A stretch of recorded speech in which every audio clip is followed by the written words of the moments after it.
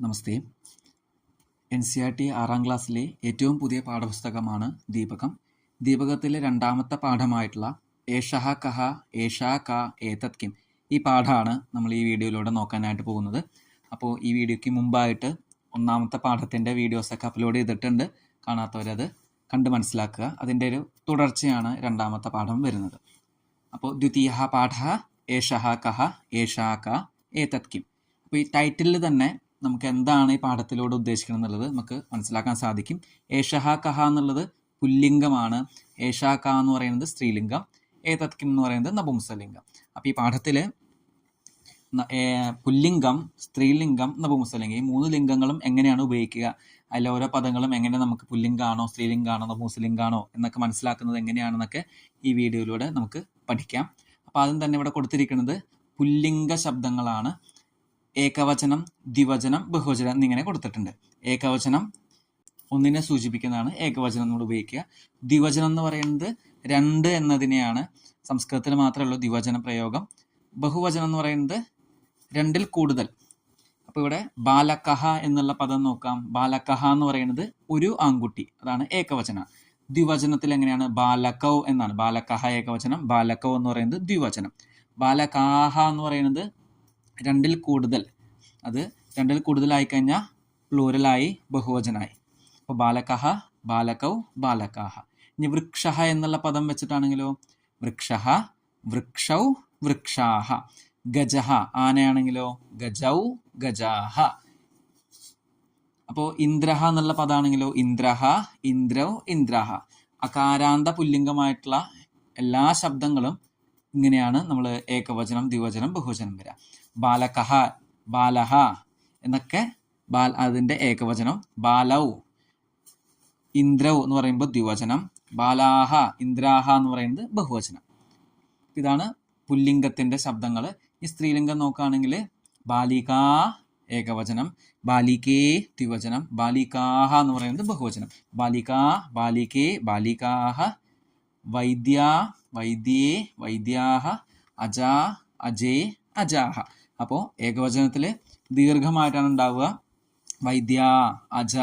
അപ്പോൾ ആകാരാന്ത ശബ്ദമാണ് വൈദ്യ എന്ന് പറയുന്നത്. അതുപോലെ ഈകാരാന്ത ശബ്ദങ്ങളും സ്ത്രീലിംഗ പദങ്ങളാണ്.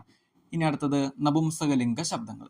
പത്രം ഏകവചനം, പത്രേ ദ്വിവചനം, പത്രാണി ബഹുവചനം. ചക്രം, ചക്രേ, ചക്രാണി. പുസ്തകം, പുസ്തകേ, പുസ്തകാനി. അപ്പോൾ ബേസിക് ആയിട്ടുള്ള കുറച്ച് കാര്യങ്ങളാണ്. പുല്ലിംഗത്തിൽ എങ്ങനെയാണ് ശബ്ദങ്ങൾ വരിക, ഏകവചനം, ദ്വിവചനം, ബഹുവചനം. അതുപോലെ സ്ത്രീലിംഗത്തിലും നപുംസലിംഗത്തിലും നമ്മൾ മനസ്സിലാക്കി. ഇനി ഇതിൻ്റെ കൂടെ ക്രിയാപദങ്ങൾ, വെർബുകളും നമ്മൾ ആഡ് ചെയ്യുന്നു. അപ്പോൾ ഏകവചനത്തിൽ എങ്ങനെയാണ്? പഠതി, ഒരാൾ പഠിക്കുന്നു. ദ്വിവചനത്തിലോ പഠതഹ എന്നാണ് പറയേണ്ടത്, രണ്ട് പേർ പഠിക്കുന്നു. ബഹുവചനത്തിലോ പഠന്തി, രണ്ടിൽ കൂടുതൽ പേര് പഠിക്കുന്നു. അപ്പോൾ പഠതി, പഠതഹ, പഠന്തി. ഇനി പിബതി, പിബതഹ, പിബന്തി. ഖാദതി, ഖാദതഹ, ഖാദന്തി. ഗച്ഛതി, ഗച്ഛതഹ, ഗച്ഛന്തി. ക്രീഡതി, ക്രീഡതഹ, ക്രീഡന്തി. അപ്പോൾ ഗച്ഛതി, ക്രീഡതി, പഠതി എന്നൊക്കെ പറയുന്നതൊക്കെ വർത്തമാന ലട്ടുലകാരങ്ങളാണ്, അതായത് പ്രസന്റ് ടെൻസ് ആണ് ഇതൊക്കെ. ഇനി സർവനാമ പ്രയോഗങ്ങൾ. സർവനാമ പ്രയോഗം എന്ന് പറയുന്നത് പ്രൊനൗൺസ് ആണ് ഇംഗ്ലീഷിലെ. ഇപ്പം സഹ എന്നുള്ള പദം, ശുകഹ. സഹ എന്ന് പറയുന്നത് ഹി ആണ്. ദൂരെയുള്ളതിന് നമ്മൾ സഹ എന്നുള്ള പദം കൊണ്ട് ഉദ്ദേശിക്കുന്നത്. ദൂരെയുള്ളതിന് സഹ പുല്ലിംഗമാണെങ്കിൽ, അതിൻ്റെ ദ്വിവചനാണെങ്കിലോ തൗ. ഇനി ബഹുവചനാണെങ്കിലോ തേ. നമുക്ക് അതിൻ്റെ യൂസേജ് എങ്ങനെയാണെന്ന് നോക്കാം. സഹ ശുകഹ. ശുകഹ എന്ന് പറയുന്നത് പുല്ലിംഗമാണ്, അകാരാന്ത പുല്ലിംഗമാണ് ശുകഹ. അപ്പോൾ സഹ കഹ, അവൻ ഒരു തത്തയാണ്. ഇനി ഇവിടെ എന്താണ്? ദ്വിവചനത്തിൽ തൗ ശുകൗ എന്നാണ്. അത് രണ്ടും, അല്ലെങ്കിൽ അവർ രണ്ടുപേരും തത്തകളാണ്. ശുകൗ. നമ്മ ബാലഹ, ബാലൗ എന്ന് പറയുന്ന പോലെ ശുകഹ, ശുകൗ. ഇനി തേ എന്ന് പറയുന്നത് അവർ എന്നുള്ള അർത്ഥത്തിലാണ്. ദേ.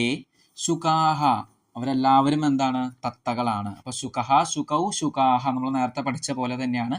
പക്ഷെ സർവനാമ പദങ്ങളാണ് ഇവിടെ ബ്ലാക്ക് ആയിട്ട് ബോൾഡ് ആക്കിയിട്ട് കൊടുത്തേക്കുന്നത്. സഹ, തൗ, തേ. ഇനി ദൂരെയുള്ളതാണ് നമ്മൾ സഹ, തൗ, തേ എന്നൊക്കെ പറയുന്നത്. സഹ, തൗ, തേ എന്ന് പറയുന്നത് ദൂരെയുള്ളതിനാണ്. അപ്പോൾ അടുത്തുള്ളതിന് എന്താ പറയുക? ഏഷഹ. ദ്വിവചനത്തിൽ ഏതൗ, ബഹുവചനത്തിൽ ഏതേ. അപ്പോൾ ഏഷഹ എന്ന് പറയുന്നത് ഇവൻ, ഏതൗ എന്ന് പറയുന്നത് ഇവർ രണ്ടുപേരും, ഏതേ എന്ന് പറയുന്നത് ഇവരെല്ലാവരും. അതാണ് വ്യത്യാസം. ഏഷഹ ബാലകഃ, ഏതൗ ബാലകൗ, ഏതേ ബാലകാഃ. ഏഷഹ, ഏതൗ, ഏതേ. ദൂരെയുള്ളതിന് സഹ, തൗ, തേ. ഈ വ്യത്യാസമാണ് പുല്ലിംഗത്തിൽ നമ്മൾ പഠിക്കേണ്ടത്.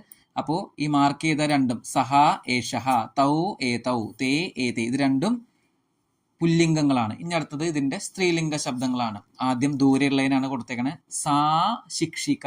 സാ എന്ന് പറയുന്നത് ഷീ എന്നുള്ളതാണ്, അവൾ, ദൂരെയുള്ളത്. സാ ശിക്ഷിക. തേ എന്ന് പറയുന്നത് അവർ രണ്ടുപേരും, തേ ശിക്ഷികേ. താഹ എന്ന് പറയുന്നതോ രണ്ടിൽ കൂടുതൽ ബഹുവചനം, താഹ ശിക്ഷികാഹ. ഇനി അടുത്തുള്ളതിനോ ഏഷാ ബാലിക, ഏതേ ബാലികേ, ഏതാഹ ബാലികാഹ. ഏഷ എന്ന് പറയുന്നത് അടുത്ത് ഇവൾ ബാലിക, ഏതേ എന്ന് വെച്ചാൽ ഇവർ രണ്ടുപേരും ബാലികമാർ, ഏതാഹ ബാലികാഹ ഇവരെല്ലാവരും ബാലികമാർ. അപ്പോൾ സാ, തേ, താഹ, ഏഷാ, ഏതേ, ഏതാഹ. ഈ ഒരു സെറ്റ് എന്ന് പറയുന്നത് സ്ത്രീലിംഗ ശബ്ദങ്ങളാണ്, സ്ത്രീലിംഗ സർവനാമ ശബ്ദങ്ങളാണ്. അടുത്തത് നപുംസകലിംഗ സർവനാമ പദങ്ങൾ നോക്കാം. തത്ത്. തത്ത് എന്ന് വെച്ചാൽ അത്, ദാറ്റ്. തേ എന്ന് പറയുന്നത് അവ രണ്ടും, അത് രണ്ടും. താനി എന്ന് പറയുന്നത് അവരെല്ലാവരും. അപ്പോൾ തത്ത് ഫലം, തേ ഫലേ, താനി ഫലാനി, അങ്ങനെയാണ് നമ്മൾ ഉപയോഗിക്കേണ്ടത്. ഇനി ഏതത് അടുത്തുള്ളതിനാണ്. ഏതത് ഫലം, ഏതേ ഫലേ, ഏതാനി ഫലാനി. ഈ ചിത്രം നോക്കുമ്പോൾ നമുക്ക് മനസ്സിലാക്കാൻ പറ്റും തത്ത് എന്ന് പറയുന്നത് ദൂരെയാണ്. ആ പെൺകുട്ടിയുടെ ദൂരെയായിട്ടാണ് ആ ടേബിൾ ഉള്ളത്, ടേബിളിൻ്റെ മുകളിലാണ് പഴമുള്ളത്. ഇനി രണ്ടാമത്തെ ഈ ഒരു പിക്ചർ നോക്കൂ. ഈ പിക്ചറിൽ ആ കുട്ടിയുടെ തൊട്ടടുത്താണ് പഴമുള്ളത്. അതേപോലെ ഏതേ ഫലേ എന്ന് വെച്ചാൽ രണ്ട് പഴങ്ങളും തൊട്ടടുത്ത് തന്നെയാണ്, അതാണ് ഏതേ. ഏതാനി ഫലാനി ഇവരെല്ലാവരും അല്ലെങ്കിൽ ഇവരെല്ലാം എന്താണ്, പഴങ്ങളാണ്. അപ്പോൾ തത്ത്, തേ, താനി, ഏതത്, ഏതേ, ഏതാനി, ഈ ഒരു സെറ്റ് നപുംസകലിംഗ പദങ്ങളാണ്. അപ്പം നമ്മൾ ഇത്രയും നേരം പഠിച്ചത് പുല്ലിംഗ സർവനാമ പദങ്ങൾ ഏഷഹ, ഏതൗ, ഏതേ, സഹ, തൗ, തേ. ഇനി സ്ത്രീലിംഗത്തില് സാ, തേ, താഹ, ഏഷാ, ഏതേ, ഏതാഹ. നപുംസകലിംഗത്തില് തത്ത്, തേ, താനി, ഏതത്, ഏതേ, ഏതാനി. ധന്യവാദാः.